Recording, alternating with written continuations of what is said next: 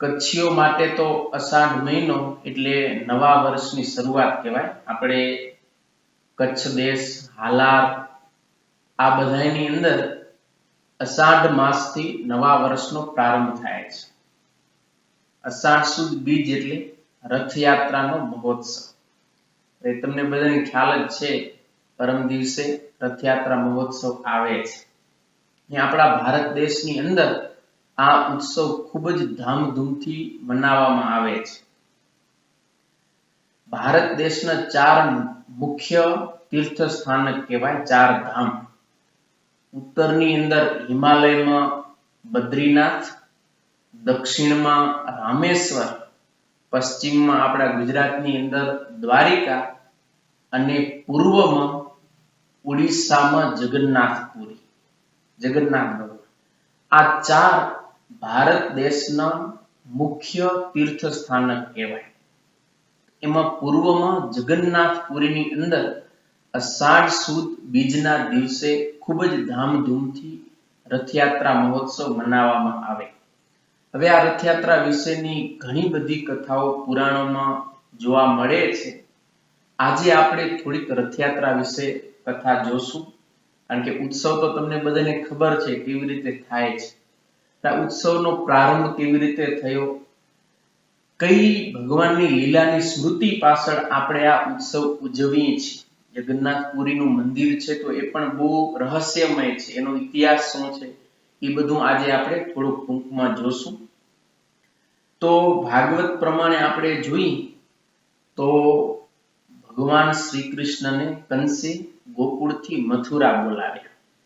કંસનો પોતાનો ઈરાદો તો એવો હતો કે ભગવાનને બોલાવી અને કૃષ્ણને મારી નાખવા, પણ ઉલટું થયું. ભગવાન શ્રી કૃષ્ણ ગોકુળથી મથુરા આવ્યા અને કંસે જે કંઈ આયોજન કર્યું હતું મારવાનું, એની બદલે ભગવાન શ્રી કૃષ્ણએ જ કંસનો વધ કરી નાખ્યો.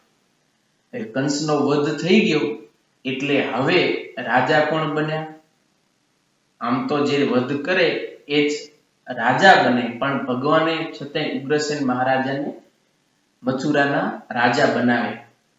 પણ ત્યારબાદ ભગવાન શ્રી કૃષ્ણ મથુરા વાસીઓને દર્શન આપવા માટે અને પોતે આખા મથુરાની નગરીની શોભા જોવા માટે રથ ઉપર અસવાર થઈ બલરામજીને પણ સાથે લીધા અને આખા મથુરાની યાત્રા કરી. એટલે ઈ નગર યાત્રા, રથયાત્રા, તો એ ભગવાને જે લીલા કરીને એની સ્મૃતિમાં વૈષ્ણવો આ રથયાત્રાનો મહોત્સવ મનાવે છે, એવું આપણા સંતોનું, વિદ્વાનોનું કહેવું છે.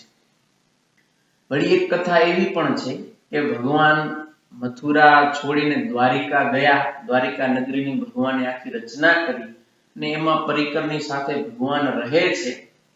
એકવાર સુભદ્રાબેનને ઈચ્છા થઈ એટલે કૃષ્ણને કીધું કે ભૈયા, મારે આ દ્વારિકાની શોભા જોવી છે.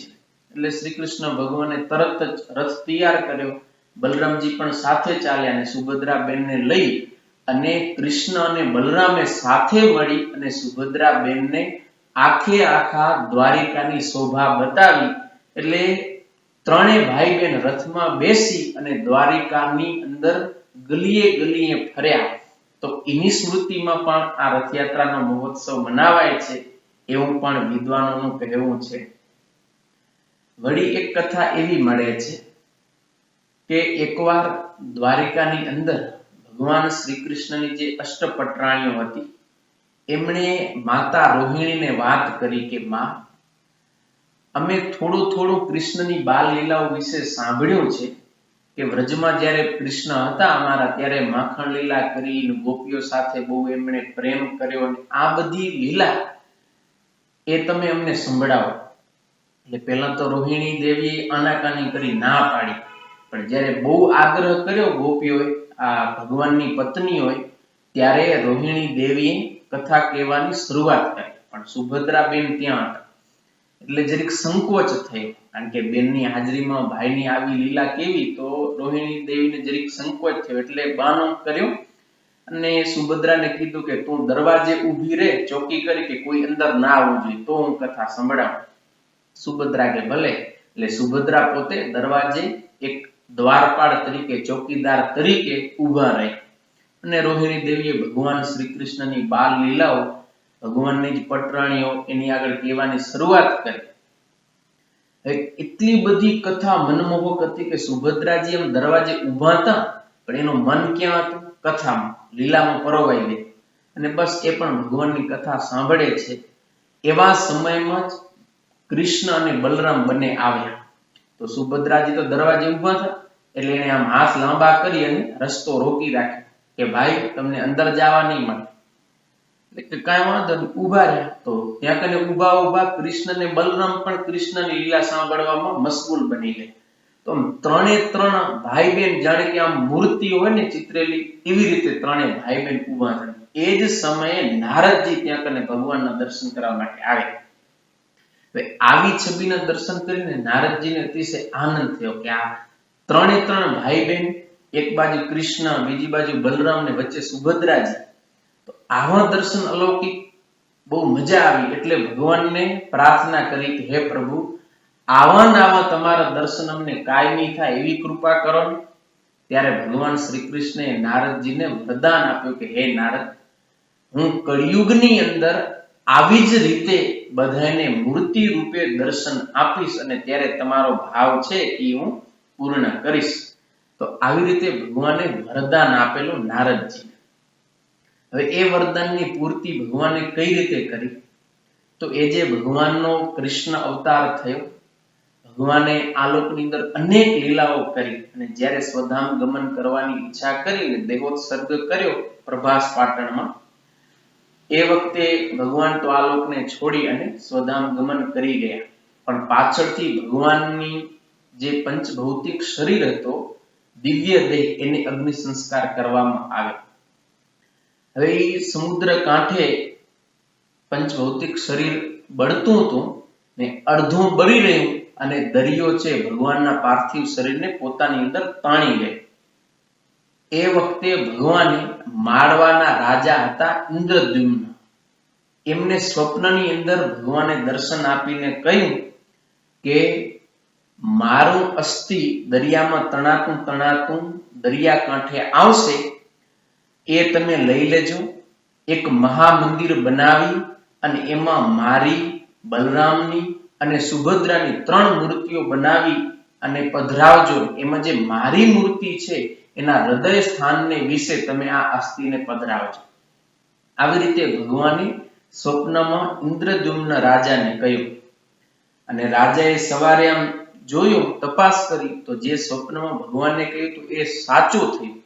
એને અસ્થિ મળ્યા ભગવાનના. હવે અસ્થિ તો મળી, પણ મૂર્તિ કોણ ઘડે? એટલે એ પ્રશ્ન થયો. તો એ જ વખતે દેવતાઓના શિલ્પકાર વિશ્વકર્મા એ વૃદ્ધ સુથારનું રૂપ ધારણ કરીને ત્યાં કને આવ્યા અને રાજાને કહ્યું કે રાજન, મૂર્તિ તો હું ઘડી આપીશ, પણ કયા લાકડામાંથી મૂર્તિ ઘડવી? હવે લાકડું કયું એ પણ પ્રશ્ન ઉપસ્થિત થયો.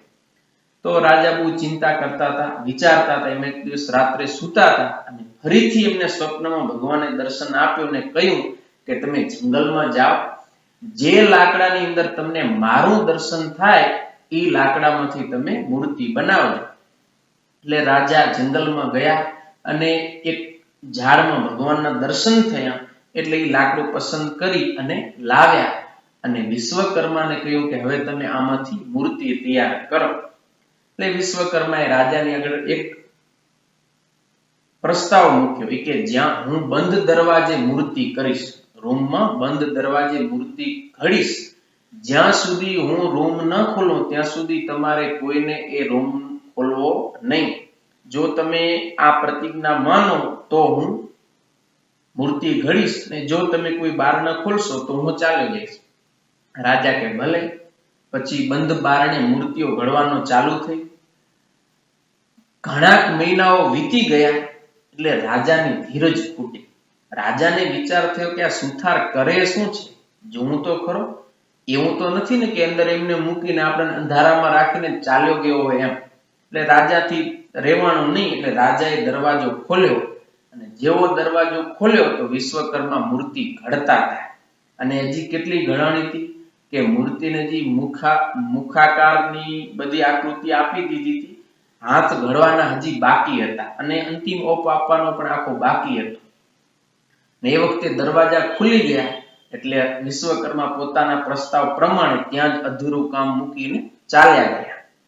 રાજાને ખૂબ પસ્તાવો થયો, પણ હવે તો કઈ થાય એમ હતું નહીં અને રાજાએ પછી પ્રયત્ન કર્યો કે આ મૂર્તિને કોઈ પૂરી કરે, પણ વિશ્વકર્માના ભયને કારણે બીજા કોઈને પણ એ મૂર્તિ છે એ ઘડીને પૂરી કરી નહીં. એટલે પછી રાજાએ વિચાર્યું કે ભગવાનની આવી જ ઈચ્છા હશે. એટલે જે મૂર્તિઓ તૈયાર થઈ હતી અડધી, એ જ મૂર્તિઓને મહામંદિરમાં પધરાવી એમાં ભગવાન શ્રી કૃષ્ણની જે મૂર્તિ એના હૃદય સ્થળને વિશે જે ભગવાનના અસ્થિ મળ્યા હતા એ એની અંદર પધરાવવામાં આવે.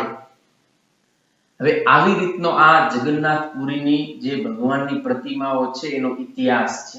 એટલે એ ભગવાનનું સચેત સ્વરૂપ છે જગન્નાથજી ભગવાન એક.